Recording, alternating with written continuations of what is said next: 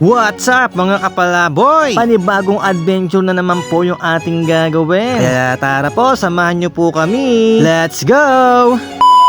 Naggagayak na nga pala kami ng gamit. Kasi nga po yung anak ko gusto raw po manghuli ng palaka. Kaya po dahil holiday ngayon ay pupunta po kami doon po sa bukid para manghuli po ng palaka. Kaya eto, ginagayak ko na po yung aking mga camera. Kaya ano pa hinihintay nyo mga kapalaboy?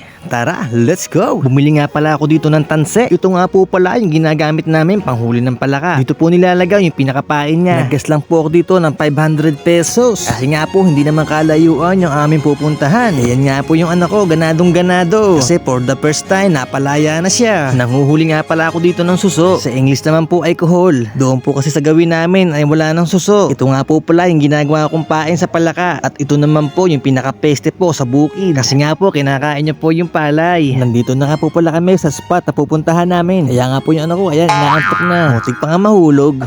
Ito nga po pala yung lugar kung saan nga po kami ay manghuhuli ng palaka. Sana nga po ay marami kaming mahuli. Kasi nga po sayang naman yung forma ko pag wala kaming napala.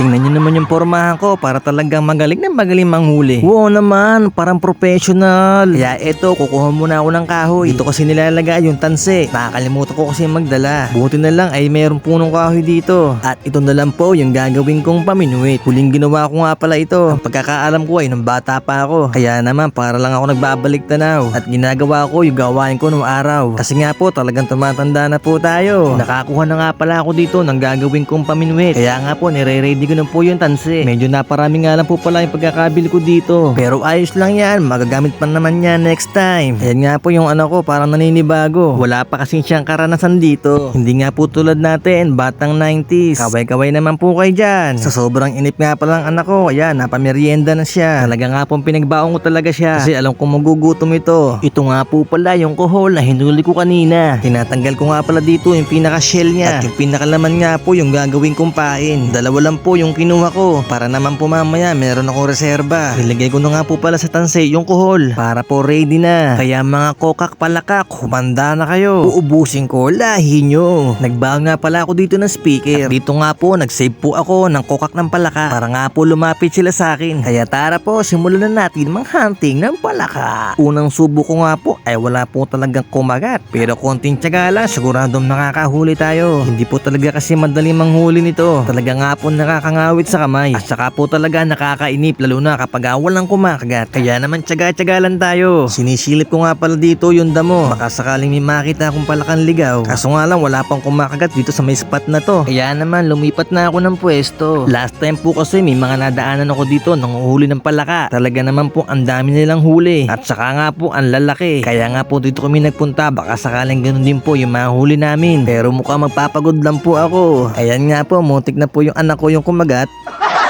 At ayun nga po, kahit po anino ng palaka ay wala akong makita. Kaya ayun, nagpasya na lang po kami na umalis na. At hahanap na lang po kami na pwede namin puntahan. Dito po kami ngayon sa Gawin Tanawan. Puntang Laur, Gabaldon. Didiretso lang po kami dito at maghahanap kami ng kainan. At maghahanap kami ng pwedeng lutuin. Sa sobrang pagod ko nga po ay lupay-pay na.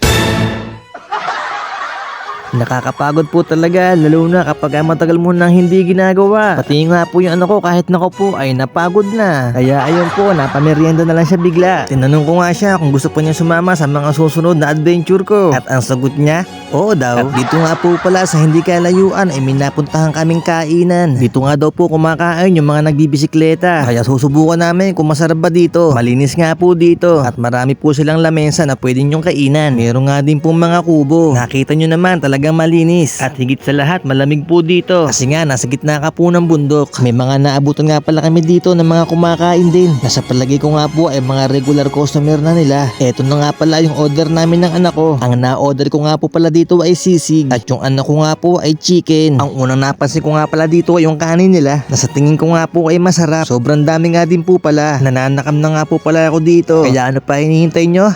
Tara po, attack! Hindi na nga po pala nakapagintay yung aking anak na sa tingin ko nga po ay sobrang gutom na dahil nga po sa naranasan namin kaninang hirap. Kaya heto po, nagsisimula na po kaming kumain. Sobrang bilis nga po pala ng panahon dahil nung araw bata lang ako at kasama ko lang yung aking ama na kamukha nito. Pero ngayon ako na yung tatay at nakikita ko na rito yung anak ko. Paano mga kapalabo ay hanggang dito na lang. Paki-share, heart reaction mo naman po yung aming video. Sa mga gusto nga palang sumama sa mga ganitong adventure ay welcome na welcome po kayo. Mag-chat lang po kayo sa akin. Hanggang dito na lang po. Salamat! Meow meow meow.